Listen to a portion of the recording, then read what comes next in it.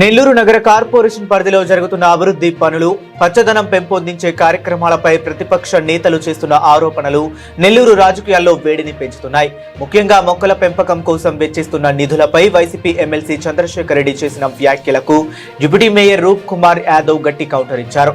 నగరంలో నాటే ఒక్కో మొక్కకు 12,000 ఖర్చు చేస్తున్నారన్న ఎమ్మెల్సీ ఆరోపణలను రూప్ కుమార్ యాదవ్ తోసిపుచ్చారు. ఈ సందర్భంగా రూప్ కుమార్ యాదవ్ మాట్లాడుతూ కార్పొరేషన్ పరిధిలో నాటే ఒక్కో మొక్కకు 12,000 ఖర్చు పెట్టినట్లు నిరూపిస్తే నేను నా పదవికి రాజీనామా చేసి రాజకీయ సన్యాసం తీసుకుంటా. ఒకవేళ నిరూపించలేకపోతే మీ ఆరోపణలు తప్పని ఒప్పుకొని మంత్రి నారాయణకు బహిరంగ క్షమాపణ చెప్పాలని అన్నారు.